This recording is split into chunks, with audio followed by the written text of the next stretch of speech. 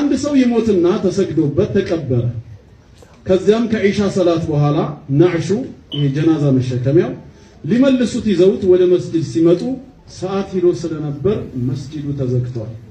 ስለዚህ ኻዲሞች ለፈጅር ሰላት ሲመጡ እንዲያነሱት በሚል ጀናዛ መሸከሚያውን ከመስጂዱ በር ላይ ከደረጃ ላይ ያስቀምጡታል።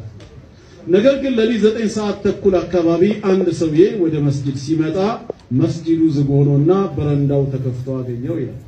ሌሊት ሰግድ ይሆን ምን ይሆን እኔ እንጃ። የተወሰነ ቢጠብቅም መስጂዱን የሚከፍተው ሰው አጣ። ብርዱ በጣም ሲበረታበት ዞር ብሎ ሲያይ ጀናዛ መሸከሚያውን ካጠገቡ አገኘው። በውስጡም ብልድ ልብስ ነገር አለ እና ይህ ሰው አገኘው ብሎ ጀናዛ መሸከሚያ ውስጥ ብርድ ልብሱን ለብሶ ለጥ ብሎ እንቅልፉን ተኛ። አባቴ በብርድ ደንዝዞ የነበረው ሰውነቱ ትንሽ ምንቾት ሲያገኘው ነፍሱንም አያውቅ ለጥ ብሎ ተኝቶልሃል።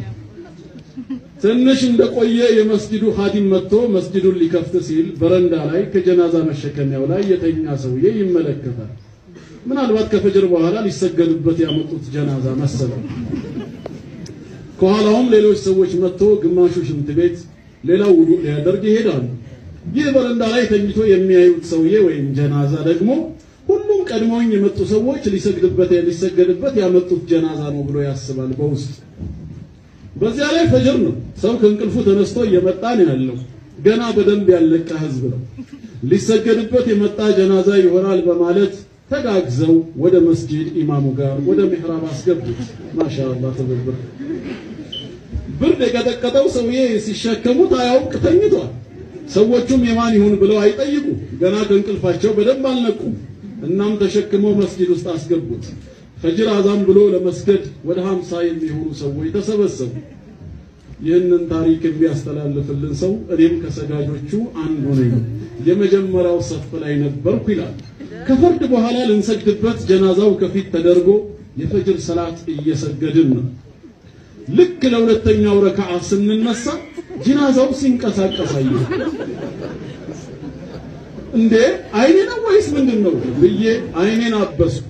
ጨፍኜም ገለጽኩ። መንቀሳቀሱን ግን አልተወም። በቃ እንቅልፍ አለቀቀኝ ይሆናል ብዬ አሰብኩ። ነገር ግን የጀናዛ መሸከሚያው በደንብ መንቀሳቀስ ጀመረ። ያኔ መረባበሽና መፍራት ጀመረ። ይህ የተኛው ሰውዬ ከብርድ ልብሱ ውስጥ